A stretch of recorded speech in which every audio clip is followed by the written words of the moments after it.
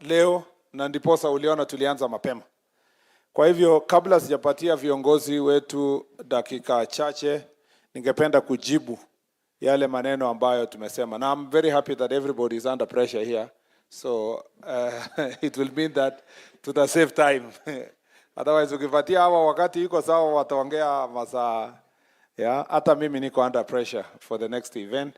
So I will try to condense my response. Mimi nawashukuru sana kwa yale mmesema. Na kwanza niseme kama vile nilianzisha kusema kwa opening remarks, hii kikao ni inatusaidia tuelewe. Nikitoka hapa saa hizi kama waziri, naelewa Vihiga kwa njia moja ama nyingine kwa sababu ya matamshi yenu. Na unajua watu 3, 4, 5, 6 wakishaongea from sehemu moja, utajua the real problem ni nini. What are the key problems that you have. Pia maofisa wa serikali wenye wako hapa, kama vile mmesema maneno kidogo, niko pia na maneno kidogo ningependa kusema kabla sijajibu haya maswali. Ya kwanza ni kusema kwamba sisi wote, chief, assistant chief, OCS, police officers wenye wako hapa and other people who are serving in different cadre, tujue ya kwanza kama kabla hatujajitetea kuongezewa mshahara, kupewa allowances, kununuliwa gari, kufanya mambo yote, tujue kwanza sisi wenye tuko hapa tuko na privilege ya kuwa na kazi. We are among the small minority of people in Kenya who earn salary every month and who have an office. Na uko na kitu unavaa, uko na crown hivi, you are among actually the most dependable person in where you come from, because you have the privilege of accessing employment kwa serikali. Pia tujue ya kwamba chiefs wangapi wameandikwa kazi in the last 2 years. Hata wengine salary haijafika lakini waliandikwa in the last 2 years, ndio? The last 2-3 years. Inua mkono. Yeah. Tunaona ni wengi. Hawa chief walikuwa kazi ilitangazwa, wakaita watu wengi, walikuwa wanajua hakuna ofisi, wanajua ana motorbike, alikuwa anajua kwamba hakuna extraneous allowance, lakini bado alienda interview. Na ni 2 years ago. Yeah? Na unajua alifika interview akaulizwa, chief, sasa wewe, alikuwa candidate kuwa chief, ukipewa nafasi kuwa chief, utafanya kazi namna gani na hakuna ofisi ya chief kwa hii location? Akasema, bwana county commissioner, ama mwenye alikuwa anasimamia pana, anamwambia mimi, I am the most creative person. I don't need an office. Everywhere I will be, it will be my office. Na kwa sababu candidates walikuwa wengi, wengine wakastama nini, panel ikasema huyu ndio anatoshea. Mara tu alipoingia ofisi akasema hii kazi gani hata haina ofisi na haina motorbike. Yeah? Wengine wanaambiwa sasa hakuna motorbike, utafanya aje? Anasema hapa location yangu hapa, mimi wanatembea mguu kila mahali hapa. Saizi anasema ofisi ya chief waziri haikai vizuri kwa sababu hakuna motorbike. So we need to appreciate that we asked for these jobs with a purpose. And the first thing is to serve. The fire that was in your belly when you are applying for this job must be reignited. You must create that passion. You must have a purpose. If your only reason why you have this position is money, then you are in the wrong job. Wewe resign, uende ufanye biashara. Because that's the only thing ya kufanya kwa biashara ni kutengeneza pesa. Hii kazi ni utumishi kwa wananchi na kujitolea. Now you have to go back, you have to speak to yourself, who appreciate kwamba this is a job, this is a calling, there is a purpose, there is a responsibility. There is somebody else also out there who is looking at you and anasema, tungekuwa na chief mzuri. Ingesaidia sana kwa hii area kuhakikisha. Kwa sababu anakompea wewe na chief ya another location, ama assistant chief ya another location. So let's do our job. That applies to our OCSs. OCS. Mjue kwamba jana ulikuwa constable, ulikuwa nini, rise up. Sasa ile position uko nayo kama OCS is a position of leadership. Ile position uko nayo kama base commander is a position of leadership. You are the leader. You must behave as a leader. How you dress, how you talk, what you do. Hakuna haja ukue. Sasa wewe OCS police station hujawahi kutana hata na maaskari wako mupange program ya what you are going to do. That is a failure of leadership. You know? Wewe ni OCS wa community fulani umefika. Hujajua hata nani ndio major stakeholders kwa hapa. Uendi kanisa, uendi msikiti, uendi mazishi, utembelei anything. So how will you get cooperation from the community if you are not building networks ya kufanya kazi within the community? Ukipata mahali OCS ako na wapendani na chief, there is a problem there. Because that is the first stakeholder. Kama unakosana na chief, so utakosana na wananchi wote kwa hiyo sehemu. Of course, unless the chief is also a criminal. But generally, the idea is to ensure that you build synergy, demonstrate leadership. Ukiona community yenye police station inachomwa na wananchi wa hapo hawakaziriki na wakora wenye wamechoma police station, then there is a problem with leadership within the police station. It must be, you must provide leadership to the extent that it is the wananchi who are protecting their police station. Let me tell you something. The reason mmesema kwa hapa wananchi wengi hawakuji, hawaleti witnesses, hawakuji kusupport, hawakuji kurecord statement. You know the reason why they don't come to record the statement is because they don't trust your leadership. Yeah? Wanajua iliripotiwa last year, the other year. Aya, wanajua hata waliripoti mtu ya bangi, lakini mwenye aliripoti alienda akanyongwa. So they know their lives are not safe. Nobody's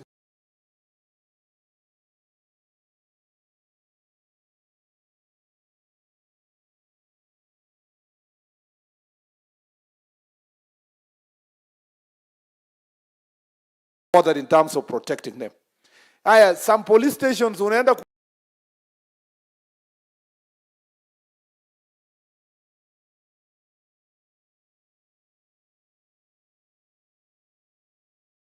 report crime, unafikiria umereport confidentially,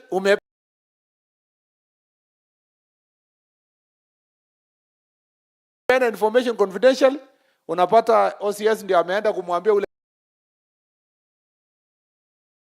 jamaa, by the way, chungana sana na mzee fulani, na nimekuambia sio ati umwambie, lakini yeye ndiye amekuja kuniambia huko kwa hiyo biashara ya changa. So you see, it will not help. You must be honest to your oath of office to make sure that you are acting in a confidential manner, you are protecting the citizens ya hiyo sehemu. Nimeona hii mamache yangu mwenyewe kama waziri. Kwa sehemu ambayo tumefanya pelekewa hatua ya kisheria. Siku hizi wananchi wanasema hata wacha hawa tano mlichukua, kuna huyu mwingine. Because now they have the confidence kwamba something can be done. We need to restore confidence among our citizens as National Police Service, through you, the OCSs, through the police officers, by acting on every report that is given by the citizens. And if you act on 2, they will give you 5, and you will together work together to sort out problems in your locality, in your division. Number 2, seek knowledge. Sikuwe mtu tu unatembea hapa unafanya kazi hata you are not getting new ideas, and I appreciate both of you mmesema there must be continuous training. That is true. And that's what we have realized in the ministry. We must continue at the workshops, conferences, hata kama ni siku 2, siku 3. That's why OCS saizi they are going through 3 days conference. And the ones I went to close the conference the other day, they were extremely happy and they were appreciating that those 3 days has opened up their mind in many things. You see, for some of us here who went through various trainings, we became teachers in the university, we are in Bunge, we are going for workshops all the time, we actually don't know how a one-day training changes the life of an officer. And that's why training, hata nyinyi mkiongea kwa hapa, mtu mwenye anasikia kwa kwingine anafikiria tumekuja kupoteza wakati hapa. But training is a very important factor. In coming together in workshops and conferences is important. Hata kutoka tu nyumbani vile mmetoka leo. Mmesema tumeenda mkutano huko kwa town. Wakati unarudi umekuwa energized. Ukweli ama sio kweli? Umepatana na watu, umeongea, kuliko tu mwage changa throughout the year. Na hata utoki huko utembee, ukuje namna hii. So training is important. But also seek your own knowledge. Nilikuwa nasema na nimeona watu ina train kwa zamu fulani. Niliwaambia chief ni mtu anajua kila kitu. Kuna chief hajui kitu? Si chief anajua kila kitu? Si ni ukweli? Si chief anajuanga hata kusema ukweli? Si chief anajua nani alilala wapi, kaamuka saa ngapi? Unaongeza chief anasema huyo. Unajua chief si ati anajua tu kwa sababu yeye ni omnipresent. Chief ako na network, kuna ka village elder, kama mama mtaa hapo, anamwambia nimekutana na nani saa 9, ametoka kwa nyumba ya nani anaenda kwa ile ati anaenda nyumbani. So chiefs ni watu ukweli ama sio kweli? Si nyinyi ndio mna sign mambo ya IDs? Mna signia watu mambo ya IDs. Ukiuliza chief hii mtoto ni ya nani? Anakuambia huyu ni mtoto wa umwami nani, lakini nani anafikirianga ni yake. So wacha tusainie huyu mwenye ako na yeye, ndio? So kama chief ni mtu anajua mambo yote, hakuna haja uende baraza kama chief ama mkutano ya hadhara na uende huko ukiulizwa swali useme sijui. Watu wata lose confidence. Unaenda baraza ati chief anasema sijui sha. Anaulizwa hii sha inasaidia aje? Anasema hata mimi nasikia tu, ninatoka huko. Kwanza leadership kando. Unasikia watu wanasema na tutapata wapi chief mwenye alielewa hii mambo ya sha ndio atueleze. So you must add value all the time. New government policies zikikuja, unaenda haraka, unapitia, nasikia kwa YouTube waziri akiongea, rais akisema, ile pamphlets inatumwa, unasoma. Add knowledge. Always work towards having more knowledge. Na ukiona umekuwa cornered kabisa ujue kitu, ukiulizwa swali unasema tulikuwa tunadiscuss hiyo kitu na county commissioner, there is something alikuwa na confirm, but by next week tutakuwa kwa sababu umekuwa cornered kwa mahali, alafu haraka unaenda Google na usikize vile inaendelea. Ukweli ama sio kweli? Kwa subject yenye ujui na unajua itatokea kwa baraza, tembea na kijana moja ama expert moja ya locality. Namwambia si wewe umekuwa ukitaka kuongea kwa hii location, niko na maneno kidogo nataka uende useme. Unalete kufika baraza unaambia wananchi niko na maneno mingi na nyinyi leo. Lakini kabla sijaongea kuna kijana hapa ako na maneno kichache. Lakini wewe unajua huyu ataongea for 30-40 minutes. Naambia basi wacha akuje aongee. Wewe ushike kalamu, kitabu, akiongea wewe unaandika ile yenye anasema. Ukisimama una revise tu moja, unasema for example una emphasize moja na unasema but niko na maneno mengi nitaweza kuja kusema kwa baraza inayokuja. Yoni tofauti ya mtu ya ngao na mtu tu hivi mwenye akiuliza swali anasema sijui.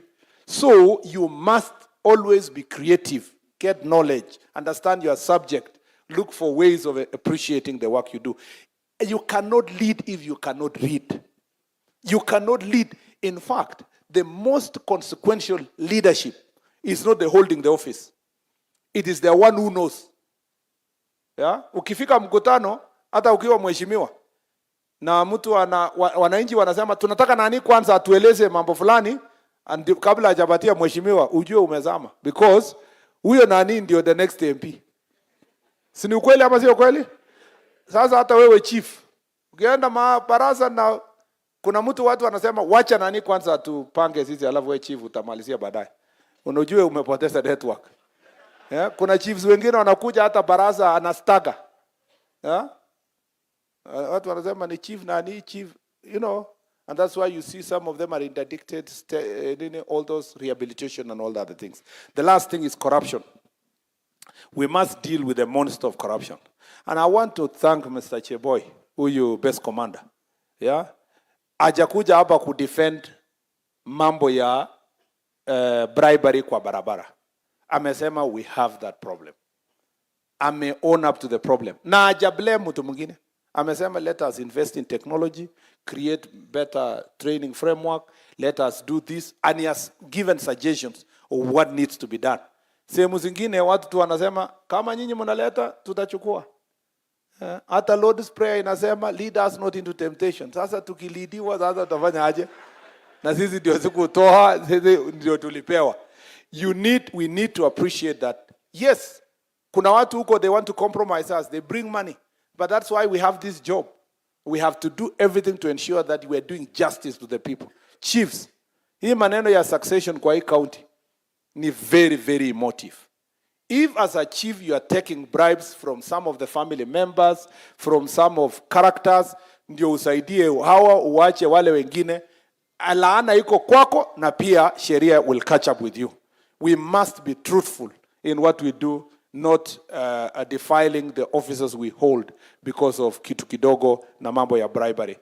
Na nimesema hivi, hakuna pombe, hakuna bangi, hakuna nini inauzwa kwa mali bila compromise ya chief na OCS. Mmenisikia? So tulisema chiefs wanajua kila kitu. Yeah, so hakuna mahali pombe inauzwa na bangi na chang'aa bila support ya polisi na administration. So tuwache kulalamika hapa. Go and do the job. Go and do the job. You know, go and just do your job in your area.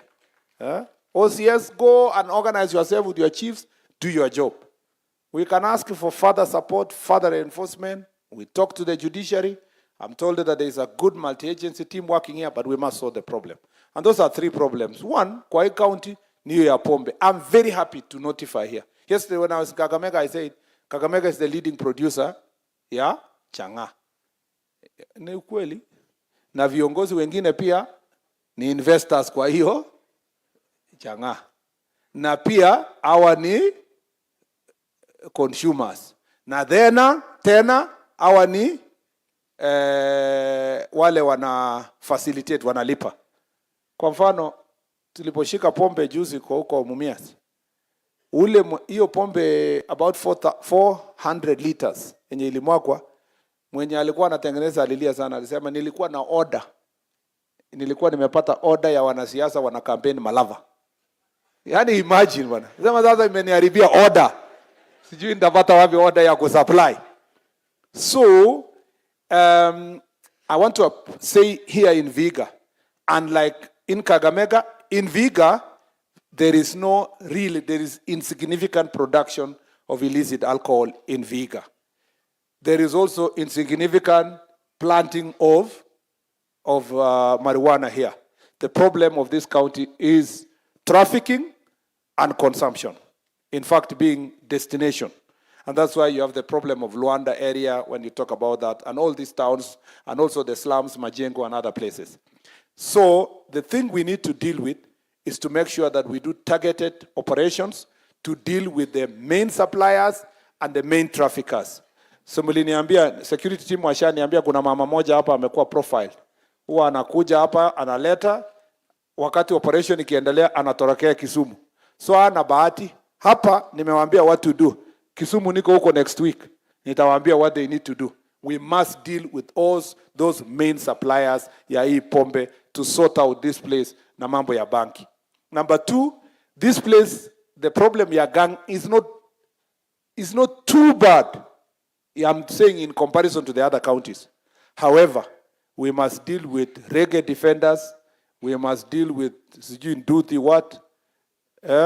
The 42 brothers, you've done a good job. 42 what? The brothers. Yeah?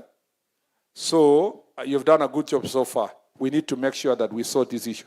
And the influx of the other gangs from Kisumu County to this place, that is an issue that we must be able to deal with. Number three, defilement and gender-based violence. As I said, part of the things that are keeping this behavior go on is the community, the society itself.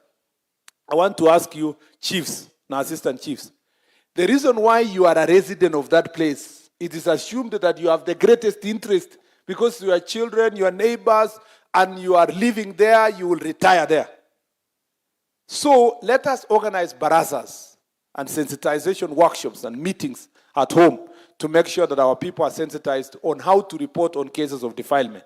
Let's work with the security sector to make sure we apprehend these people who are defiling our girls. Because this is an area that we cannot condone, and also to deal with the problems of gender-based violence. Those are the three areas. And last one is fraud, land especially related issues. We will do what we need to do as National Police Service, as a security sector, but on your end, we must also, Governor and the Department of Lands in the national level will help us also on the question of registration and the registrars that deal with matters of lands, so that proper rights are dealt with. I know that some places here the title deeds are an issue, but there was the people who had been moved from here to go to this side, which was a forest before, Shambirika, yeah? Shambiringa. I was in the cabinet when it was passed, that now it has been moved. It's going to be moved to become, and those people will get their title. So I think Minister of Lands will expedite that process to make sure that this issue is sorted with finality. Now, there are things you have raised. Now, those are the things I wanted to say. I want to respond to the things you said in another 10 minutes. One, mmesema mambo ya welfare. I agree that welfare issues must be dealt with here. Now we are dealing with some of them. On the matter of training, you can see now we have started workshops for the OCSs, training for you, the chiefs and assistant chiefs, and this will be continuous. By the time we launch the overall report, ya Jukwaa la Usalama, by His Excellency the President, we will have been very clear on the models of training for officers in this sector. And we want to do that before November, because we are finishing this Jukwaa la Usalama fora in the next, we will have done 47 counties by the end of this month. And we will have spent about 500 hours sitting and listening, you know, and doing things within various counties. And this is very significant for us because it has taught us so many things that we need to do. And so in that area, we are going to work on the training issues. And as I said earlier, chiefs and assistant chiefs, upon completion, we believe that you will be promoted accordingly based on the areas that you are missing in this issue. If you see those guys who are doing like this, it's because of Embakasi. It's not like they have got lost. You see, they wanted to clap, but they do like this. By the time you finish in Embakasi, you will be saying something. Is that okay, chiefs? Yeah? Umeona hiyo chiefs? Response yao iko chini. Iko chini. What you do, so wana report next week. Ukifika hapo Embakasi, we uliza, wakati ya kuamka asubuhi, wale wa kaunti zingine kama wanaamka saa 11 ni saa ngapi asubuhi? So kama ni 5 watu wengine au waviga waamke saa 8. Si namna hiyo? Mmesikia chiefs? Bado. Unaona kuje saa 7 sasa. Mmesikia chiefs? Sasa hiyo ni ya kuogopa kupoteza usingizi. So I think that it is important. Number 2, mambo ya administrative units has been an issue. Your MPs were follow. They have called me to Parliament. Operationalization of administrative units. We have a plan. We got a little amount of money, juicy, and we will distribute to various counties, kidogo kidogo, the operationalization. But in the supplementary budget, we are making a case so that we can do bigger operationalization to malize locations and divisions that are still pending across the country. So it's in our plan that we seek for bigger resources to operationalize these administrative units. Mambo ya elders, nimewambia, we are making very good progress kwa mambo ya elders. Mambo ya vehicles, we have a big problem ya mobility. A serious problem ya mobility. Yeah? And you know, this leasing program, we did it when we came to office in 2013. And it was a massive blessing, a big blessing to the National Police Service and the administrators. But now, over 10 years, there's never been another plan to replace and replenish the resources we need. The numbers have increased. So there's an ongoing procurement between us and Treasury. As soon as it's done, and we are hoping before the end of the year, we can distribute also these vehicles to various police stations and the administrative units and the prisons. However, once it comes, we may be required to share as we progress. If you get in a sub-county mbili, you share fast as we progress until every area is covered across the country. And I understand it's a really serious issue. Kwanza kwa ma ACCs, you know, ACCs ndio wanaumia hata zaidi. And they have told me that if we can get even one per sub-county, yenye itakuwa pool car for the ACCs, it will be very useful. Namba hiyo bwana ACC. Yeah, so that's something we really want to push, and we will try our best to make sure that we achieve such a ratio. Kwa sababu thank you, niliambiwa na one of the ACCs kwamba, you know, most of them are using duty motorbikes. Yeah, motorcycles na bodaboda. Si ati ni mbaya. Lakini madam, unatumia bodaboda? Yeah, imagine sasa mama kama huyu, jameni. Muona huyu madam? Anaambiwa na ule jamaa wa bodaboda kwa hapa, shika vizuri madam. Na niliambia kwa Kakamega, hii watu wakitaka kabisa ushike vizuri, ana accelerate na kufunga brake. Wewe unakuamilia ule mtu ya bodaboda. Sasa ofisa mzima kweli namna hiyo. So it's something that we must be able to sort it. Tumeelewana? Niliambiwa huko Makueni kwamba siku moja mzee wa bodaboda alikuwa amelete ACC. Alipoona baraza kama hii aka-accelerate, kaweka kabisa, yani kuonyesha ni yeye ndiye amelete ACC. Akaangusha mama. Kofia ikapingirika huko, ikaanguka. Ati mtu kwa group akashauta akasema serikali imeanguka. So hatutaki serikali ianguke. Thank you very much, madam. We will try our best to make sure that mobility issues are sorted once and for all. Kwa mambo ya offices, we've had standard design for offices for sub-counties, ACCs, na police stations. What I request to utmost humility, my friends here, the MPs led by Mheshimiwa Ernest here, please, tusaidiane hayo. I have heard, I think it's Clement who was being praised kwamba amejenga kakitu pale. I'm sure of course kina Milemba wamengangana na hiyo maneno pale, kina Dikapo or Yugi, please tusaidiane pamoja to make sure that through CDF na Wanakimozi yako upande huu wakili, tusaidiane pamoja through CDF to modernize security sector. Na mimi ni supporter number 1 ya NGCDF. I have said it in Bunge, I've said it in Barazas. Because as a senator, when I came to office in 2013, kuna mashule bado tulikuwa tunachangia kwa kwangu. Lakini because of NGCDF, we don't do school harambes. I don't know huko kama mnafanya school harambes. And infrastructure ya shule imekuwa improved. Now that most of the school infrastructure is improved, I'd like to request with utmost humility our MPs, we work together to improve the infrastructure of our police stations and the chief's offices and ACCs and DCCs so that our counties can be able to move forward. Mambo mengine yenye mesemwa, I guess I've said most of the things. Let me just skim through to see if there is something I have forgotten. On the universities and colleges, we have established through Jukwaa la Usalama kwamba everywhere there is a big concern about the growing number of new population to colleges and universities and absence of security in the vicinity. And we have also realized that kwa mambo ya drugs na pombe, the traffickers and the sellers are actually targeting young people in the colleges and the universities. So as such, we have directed that the sub-county security team should involve Dean of Students and the Student Council in every of these institutions in sub-county security meetings from time to time. You can invite them for specific discussion so that you can also get information on how best we can deal with drugs and drug abuse, but also security support. And it will require, Bwana Governor, that every new institution ikikuja, between you and the national government, we make sure that lighting is done around that area. I know that hostels also are being requested. For the students, it's a fantastic thing. But I've also gone to some places where the local community is saying, Musilete hostels. You know why? Yeah? You know why?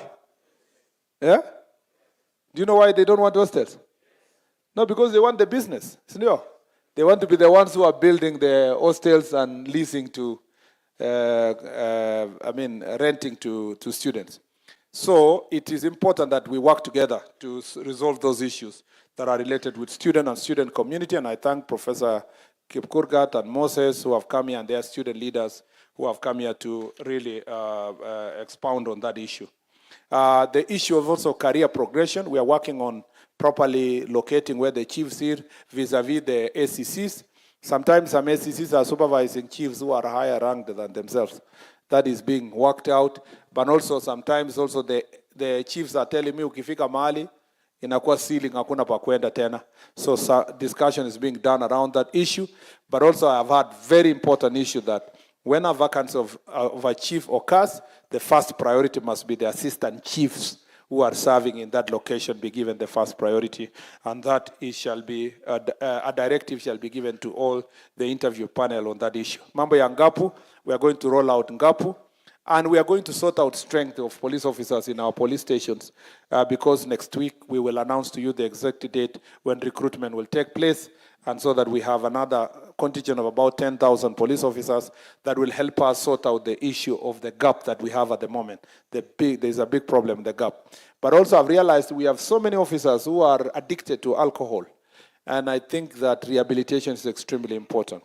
Even as National Police Service get places for rehabilitation, Bwana Governor, there is a general request across the country that counties need to invest in rehabilitation centers. Because they are extremely important. Those are the places we could have given you also police officers to be rehabilitated. We have given you government officials. There are so many government officials in this county that have also wamepotelea bangi na nini na hizo vitu zote. So we need to make sure that we have rehabilitation places, and we are going to deal with the strength-related issues in this area. On transfer policy, we are, by the end of this process, we are going to announce a clear policy direction on transfers, on how long a police officer can be in place. Nimeambiwa in Luanda here, there is a police officer who has been there for 18 years. 18 years. Is it true, DCC? Wauko? 18 years. You are here to confirm. Of one of 10. But nimeambiwa kuna moja wa 18. So, kwako mweshi ni 18? I cannot ask you, it is supposed to be them to say. But if a police officer, lazima kwako ni mzuri sana. Mtu anakaa 18 years na ombi transfer. Lakini kama mtu amekaa 18 years in one place. Kama mtoto yake alizaliwa hapo, atakuwa huyo mtoto ni ameenda university akiwa one place. Amekuwa too familiar to the place. I'm just giving us an example. I'm told pengine ashatoka sasa. So what we need is to make sure that there is continuous rotation, a proper rotation ya mambo ya transfer, and that we will announce that policy direction at some point in the next 2 months or so after kumalizana na mambo ya jukwaa. Now also to make sure that deal mental health issues, watu wakitoka operational areas, they come to better places and so forth. SECs na officers also wamesema, transfer ifanywe the end of the year. Towards the end of the year, isikue abruptly too. Of course, but police officers also understand that something abrupt can happen. But as a principle, it should be towards the end of the year when you are doing the changeover, so that people can plan. When you know the period of time you will serve in a place, then you can plan for your family, your everything in proper good time.